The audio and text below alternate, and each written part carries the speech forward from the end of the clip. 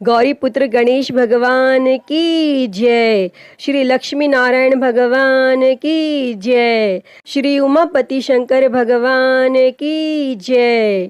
अन्नपूर्णा माता की जय। प्रिय भक्तजनों, आज हम इस वीडियो में माता अन्नपूर्णा की व्रत कथा सुनेंगे। तो आप सभी भक्तजन बड़ी ही श्रद्धा, ध्यान पूर्वक और प्रसन्नचित्त मन से माता अन्नपूर्णा की व्रत कथा को सुनिए। तो सभी प्रेम से बोलिए, माता अन्नपूर्णा की जय, सर्व देवी देवता की जय। एक समय की बात है, काशी निवासी धनंजय की पत्नी का नाम सुलक्षणा था। उसे अन्य सब सुख प्राप्त थे, केवल निर्धनता ही उसके दुख का एकमात्र कारण थी। यह दुख उसे हर समय सताता रहता था। एक दिन सुलक्षणा अपने पति से बोली, स्वामी, आप कुछ उद्यम करो तो काम चले। इस प्रकार कब तक काम चलेगा? तब सुलक्षणा की बात धनंजय के मन में बैठ गई और वह उसी दिन विश्वनाथ शंकर जी को प्रसन्न करने के लिए बैठ गया और कहने लगा, हे देवाधिदेव विश्वेश्वर, मुझे पूजा पाठ कुछ आता नहीं है, केवल आपके भरोसे बैठा हूँ। और इतनी विनती करके वह 2-3 दिन भूखा प्यासा बैठा रहा और यह देखकर भगवान शंकर ने उसके कान में अन्नपूर्णा अन्नपूर्णा अन्नपूर्णा इस प्रकार 3 बार कहा। और यह कौन क्या कह गया? और इसी सोच में धनंजय पड़ गया कि मंदिर से आते ब्राह्मणों को देखकर पूछने लगा, पंडित जी, अन्नपूर्णा कौन है? तब ब्राह्मणों ने कहा, तू अन्न छोड़ बैठा है, सो तुझे अन्न की ही बात सूझती है। जा घर जाकर अन्न ग्रहण कर। तब धनंजय घर गया और स्त्री से सारी बात कही। तब वह बोली, नाथ, चिंता मत करो, स्वयं शंकर जी ने यह मंत्र दिया है, वे स्वयं ही खुलासा करेंगे। आप फिर जाकर उनकी आराधना करो। तब धनंजय फिर जैसा का तैसा पूजा में बैठ गया।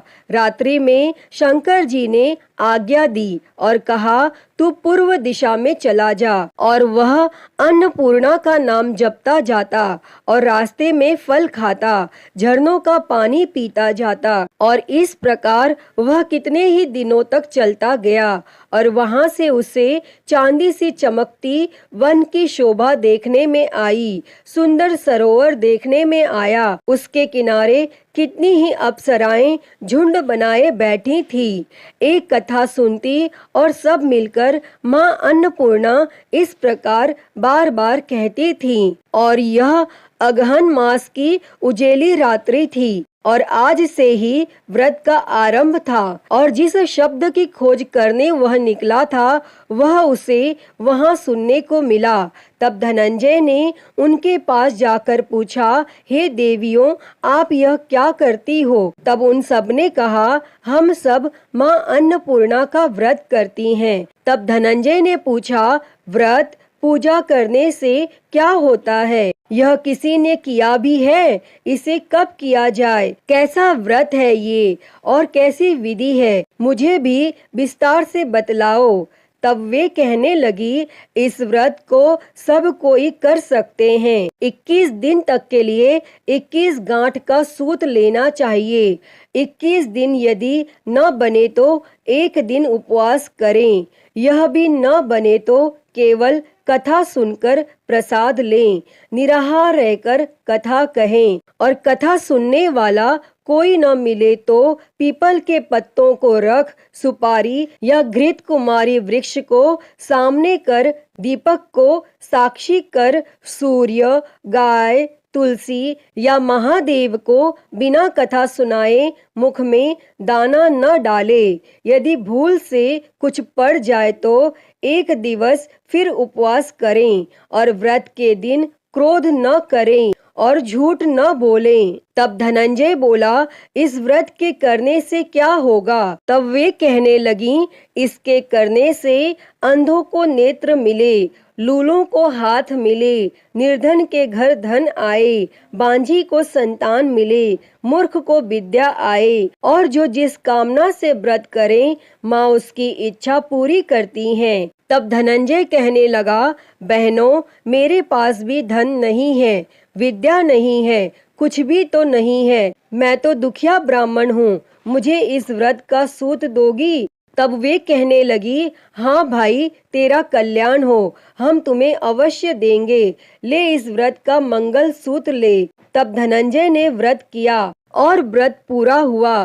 तभी सरोवर में से 21 खंड की स्वर्ण सीढ़ी हीरा मोती जड़ी हुई प्रकट हुई। तब धनंजय जय अन्नपूर्णा कहता जाता था और इस प्रकार कितनी ही सीढ़ियां उतर गया तो क्या देखता है कि करोड़ों सूर्य से प्रकाशमान माता अन्नपूर्णा का मंदिर है। उसके सामने स्वर्ण सिंहासन पर माता अन्नपूर्णा विराजमान है।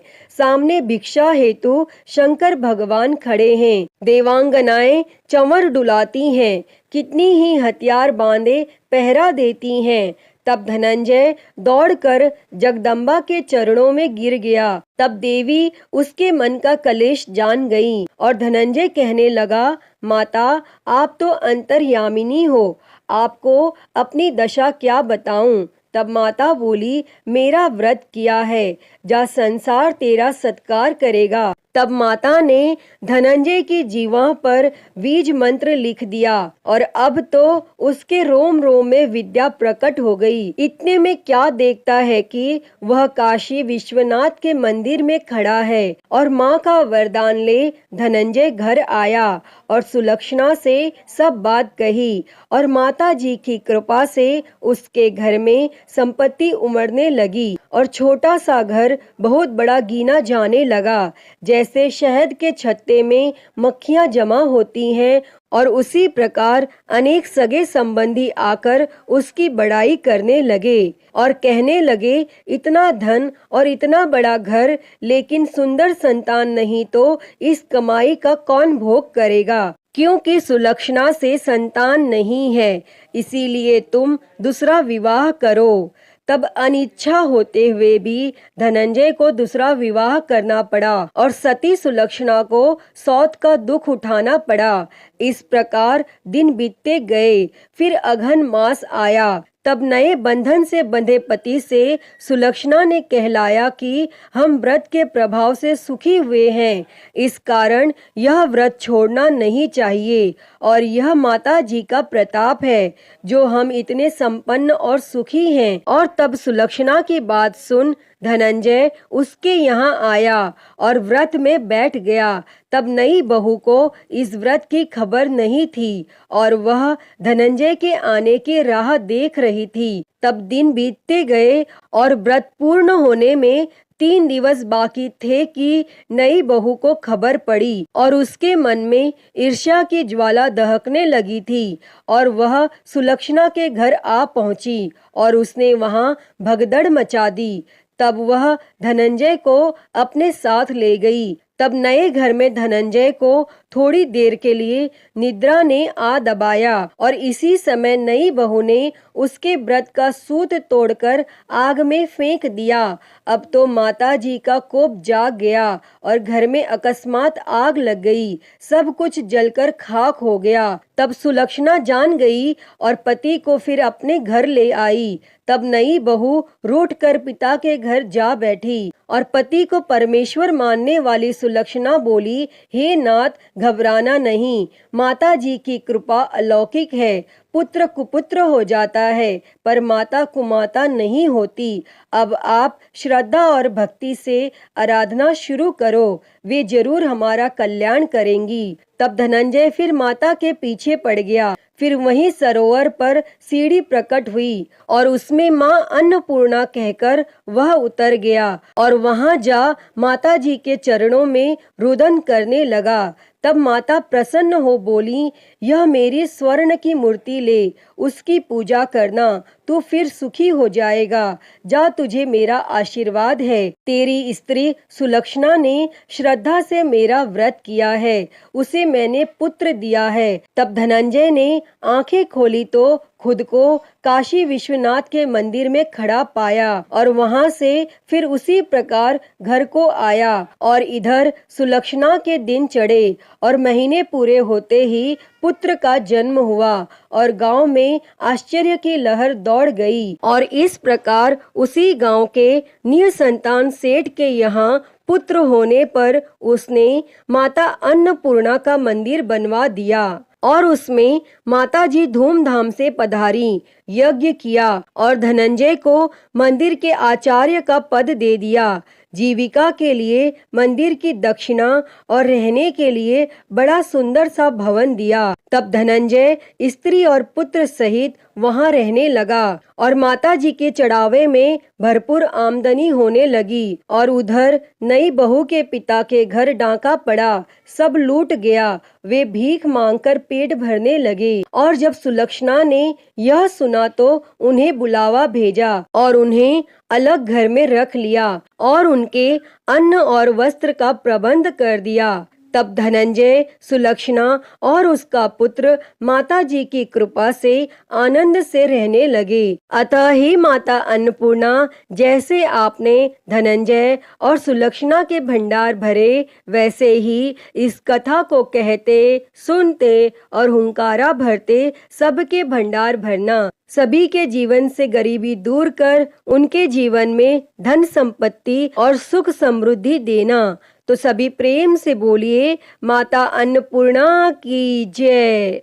प्रिय भक्तजनों, तो मैं उम्मीद करती हूँ कि आपको आज की यह कथा पसंद आई होगी और अगर वीडियो अच्छी लगी हो तो इसे लाइक करें, ज़्यादा से ज़्यादा शेयर करें और कमेंट बॉक्स में माँ अन्नपूर्णा की जय लिखना ना भूलें। और महाकाल भक्ति ज्ञान चैनल को सब्सक्राइब कर नोटिफिकेशन बेल को ज़रूर ऑन कर लें। हर हर महादेव। धन्यवाद।